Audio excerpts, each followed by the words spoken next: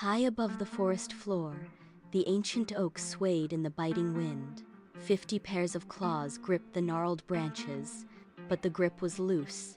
Hunger was a constant, heavy weight in their chests. The leader sat on the highest limb, his gaze locked on the dark canopy below.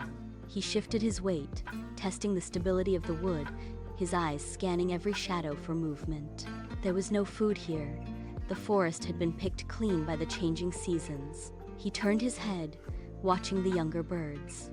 They were huddled together, heads tucked under wings, trying to conserve the last of their energy. The leader let out a low, sharp trill, a warning to stay alert, but the sound was thin against the rustle of leaves. He looked down again. Nothing moved in the undergrowth. No seeds, no insects, just the endless silent expanse of the forest floor. He flapped his wings once to stretch, feeling the ache in his scarred wing, and returned his focus to the horizon. The flock was starving. He watched, he waited, and he kept his position. The morning light broke through the canopy, hitting a patch of the forest floor that had been empty only yesterday. The leader tilted his head, his eyes narrowing. A field of golden rice grains stretched across the clearing, defying the natural decay of the woods. It was impossible. He blinked, expecting the vision to vanish, but the color remained, vibrant and heavy. Then, the wind shifted. A sweet, thick aroma rose from the clearing, cutting through the damp scent of rotting leaves.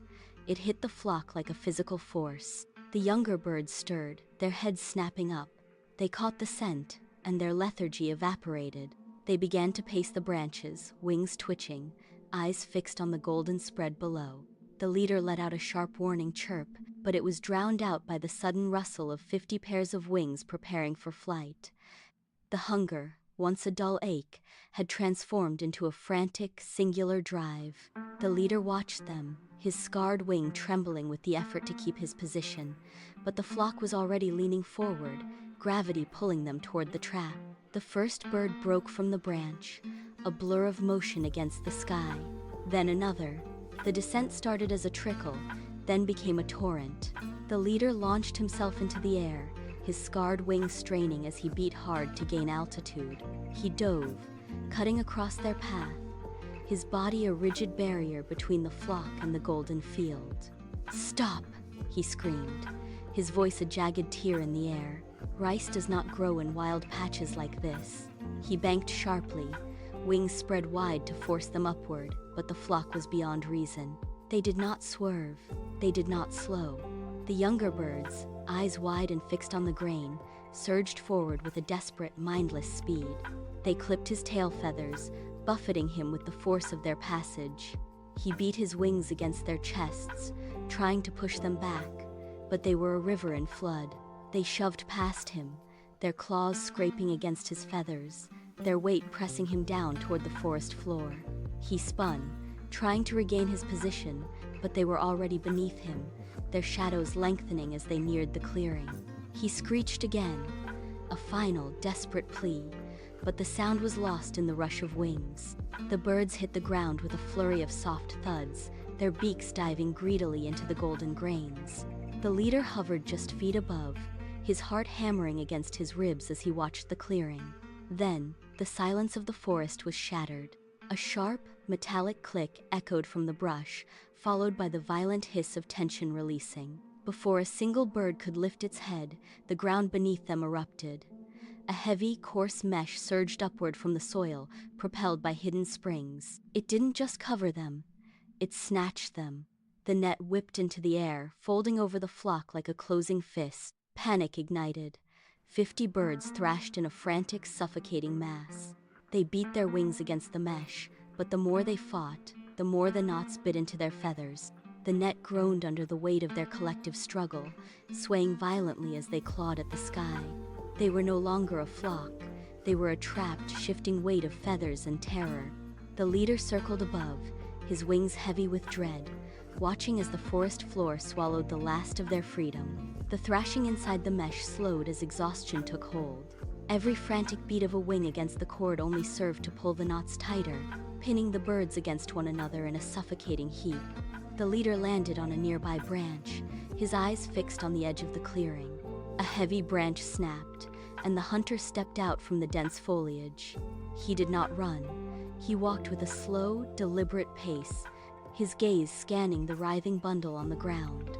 A wide grin spread across his face as he reached the edge of the net. He kicked the dirt, testing the weight of the catch, and let out a low, satisfied grunt.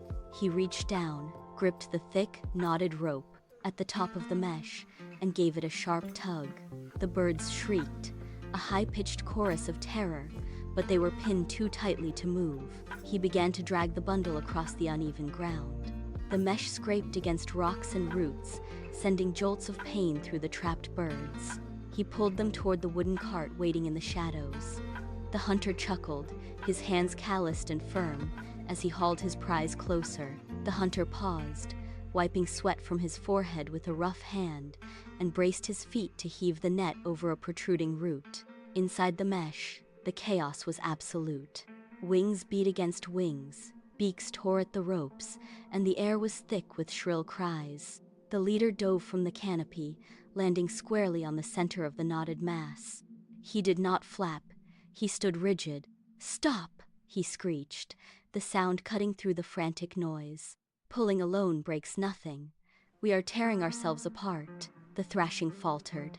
A few birds continued to struggle, but the leader pecked sharply at the mesh, demanding focus. "Listen. We move as one, or we do not move at all." The forest grew quiet, save for the rhythmic thud of the hunter's boots. The leader took a breath, his chest expanding. 1. The birds stiffened. 2. Every wing adjusted, angling for the lift. 3. 50 pairs of wings snapped open in unison. The ground shuddered as the net surged upward, leaving the hunter stumbling. The hunter fell to his knees as the rope burned through his palms. He scrambled to regain his footing, his boots digging deep furrows into the soft earth, but the upward momentum was relentless. 50 birds, acting as a single entity, hammered the air with their wings. The mesh groaned under the strain, stretching tight as it lifted higher and higher. The hunter lunged, his fingers grazing the trailing edge of the net, but he caught only air. He fell forward, face-planting into the dirt, as the weight he had been dragging now pulled him toward the sky before snapping the rope from his grip. He scrambled upright, squinting against the sun, watching his prize ascend. The flock did not scatter. They climbed in a dense, pulsing formation, the net trailing beneath them like a heavy, useless tail. The hunter shouted, his voice cracking, and reached out as if he could pluck them back from the clouds. He stood frozen, his arms outstretched, while the birds gained altitude with every synchronized beat.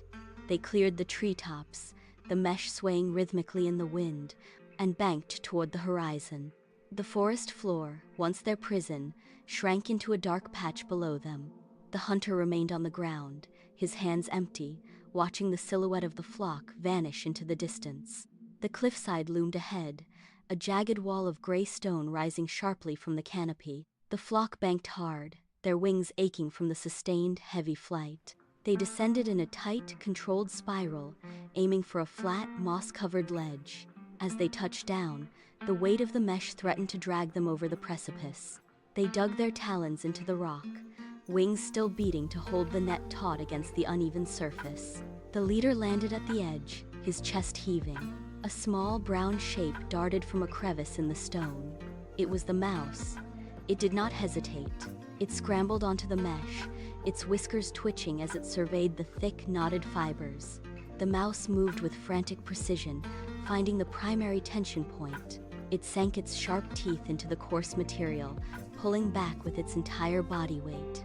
The birds held their positions, muscles trembling under the strain. A single strand snapped with a sharp, dry sound that echoed.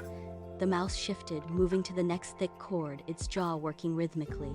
The final thick cord gave way with a resonant pop. The heavy mesh collapsed, sliding off the ledge and tumbling down the cliff face until it vanished into the dark canopy below. The birds did not immediately scatter. They stood on the stone, wings still partially extended, shaking the dust and fibers from their feathers. The leader stepped forward, his feet clicking against the rock, and looked back at the flock. They were no longer a panicked mass, but a cohesive unit. The mouse retreated into its crevice, its work finished. The birds moved across the ledge, testing their wings in the open air, feeling the absence of the net's weight. One by one, they took flight, circling the cliff in a wide, rhythmic arc. They looked down at the forest floor, the site of their near capture, and then back at each other. The lesson was etched into their movements. They had been trapped as individuals, but they had escaped as a single force. The leader banked left, and the entire flock followed, mirroring his trajectory without a single bird falling out of line. They climbed higher into the clear blue sky, moving with a precision that turned their flight into a singular, flowing motion. The danger of the field and the hunter was now miles behind them. They flew toward the horizon, their wings beating in perfect, synchronized time, a testament to the strength they had found in one another. The wind caught them, lifting them higher, and they disappeared into the vast expanse of the sky, leaving the cliff and the memory of the trap far below.